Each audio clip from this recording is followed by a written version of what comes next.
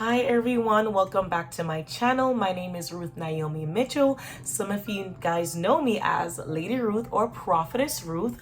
And for those pastors' wives and ministers' wives that are watching these videos, thank you so much. And I really hope that it's a blessing and that you enjoy these teachings. If you are enjoying these teachings, whether you are a pastor's wife, minister's wife, even a pastor yourself, or in general, you just love watching these teachings, please do subscribe to our channel, thumbs up these videos, and drop a comment, especially you established pastors' wives. I want to hear from you guys. I really want to hear from you guys. All right. God bless and enjoy. Mommy, can you talk to pastors' wife who let's start with those who are just coming into the job. From your experience, what will you say to a pastor's wife who is just beginning? And particularly some are beginning and sometimes there is no food, sometimes they have little resources to go. And here you are, God has blessed you relatively. Has it always been like this? And if not, what will be your counsel for pastor's wife when this coming? Well, I didn't marry my husband as a pastor. We were married before he told me about the call. So we started from the scratch. The ministry actually started from our living room. Wow. With two converts. His mechanic and one teacher in our children's school. And until we were like 12, 13, as soon as people leave, we will be rolling on the floor. Hey God, we had 13 people, Jehovah. Meanwhile, I was trading, selling eggs, curry, palm oil, yam, plantain. So I would take a little, put in bags. We used to, my husband used to drive a pickup.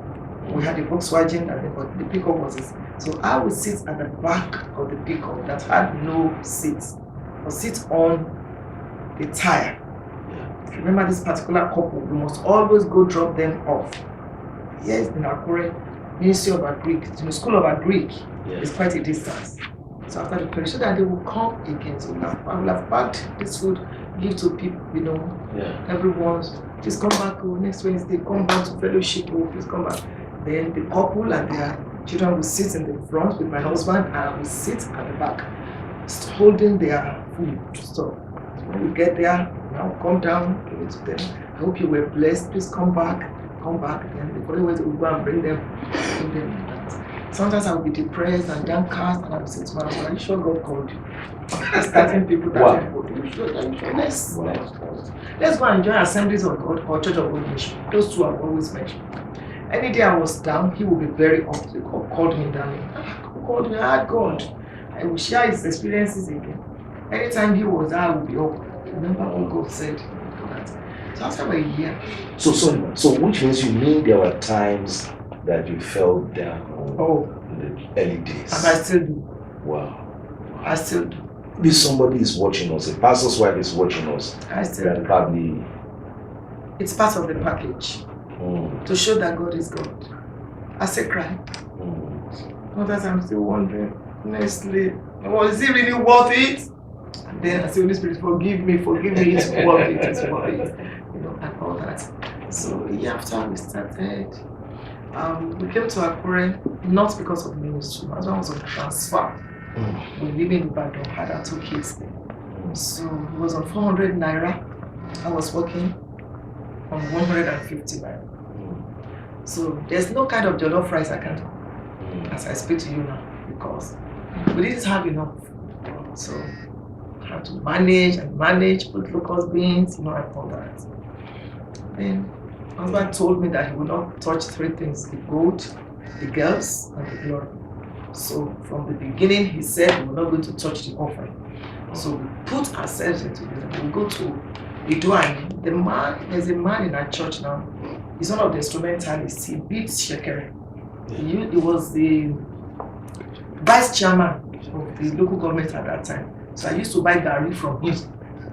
Drive to Iduani in that Volkswagen, buy gari on the road, we buy plantain, buy yam. I had a shop, but I had two now, and they are still there. Wow. As a pastor's wife. Wow. Beginning. Wow. So we buy and then we sell. I go to work, then the back, my husband, sell kerosene, sell this. That is how we started. When our children started little by little, and God began to bless us. Like someone said, in 18 years, Agape was the best thing that ever happened to the state. God just, it just skyrocketed. We can't explain it. God just did some amazing things. There are 3 kinds of women in ministry. Number 1, you have called women that are married to called men. Number 2, you have called women that are married to chosen men. Number 3, you have chosen women that are married to called men. And I want to start from the last. Chosen women that are married to called men. It is the man that is called, like Kenneth Hagin. The wife is chosen to be his wife. I think Oretta Hagin wrote, at least I read one book, that she wrote, but you know how many books Kenneth Hagin wrote? Whoever heard of Oretta Hagin? But that woman was a colossal success. There was a day I saw a magazine dedicated to her, Word of Faith magazine. I put that magazine on my head and I was praying because her 4th generation was preaching. I said, God, this woman lived.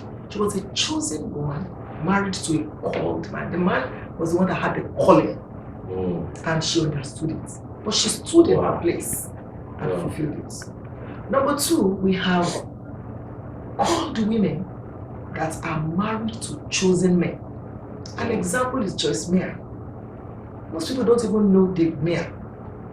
I'm sure if Dave Meyer were to be an African or in Nigeria, they would have helped God to call him. You must be stupid. You must be silly. Your wife don't use your head to chop.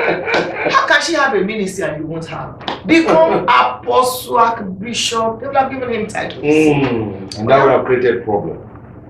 But you see, that man is Joyce's strength. He's a chosen man that is married to a called woman.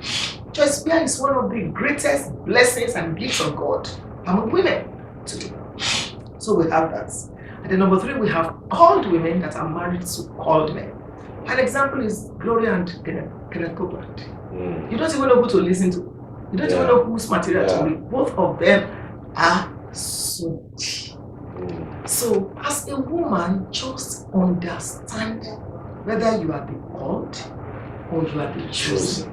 None is inferior to the other. And you can start as a chosen and end up as a called. Sorry, mommy.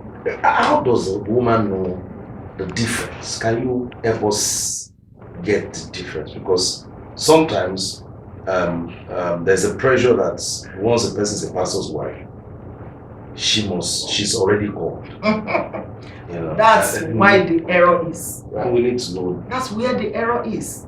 You can be a pastor's wife, chosen to be a pastor's wife. You don't have to be a pastor. I am not a pastor. I keep telling you, God did not call me to be a pastor. If I start a church, it will scatter. I don't have the patience. My husband can sit down with you for 6 hours listening to you. I can't. And I'm not inferior to him. I will tell you, next point please, because there are other people waiting. I'm choleric. My husband is phlegmatic. You have to understand who you are. I'm a teacher. Found something. Give it to me. I will help you grow it. I will help you. I'm an administrator. I can plan till tomorrow. I am the one that plans celebrations in our house. And nothing will be missing. I know how to get the best planner. I know how to get this. That's not my husband's area. So the fact that you are the pastor's wife does not mean you are called into the pulpit ministry. So as a woman, you need to find out what is your purpose. I didn't start as a called woman. I just stood by my husband. I didn't understand what is ministry.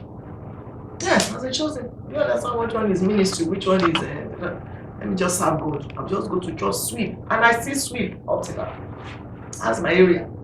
Wow. To put things in place. Is the altar fine?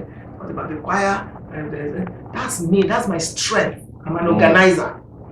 So, and then eventually God said to me, you've been faithful in another man's own. I'm giving you your own. I didn't understand it.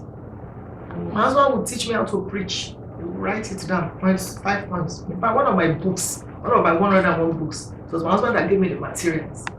When he's speaking, I'll be writing. Inspiration. Then, and as I stood beside him, I was listening to him, drinking from him. I got to develop my gifts. And today, by God's grace, at least I can stand in a little way. So, the fact that you're a pastor's wife does not mean you are called to. But you can be in the calling of your husband. At the same time, you can also have a calling. You stand by him and then you do some other things outside. So we need to get this.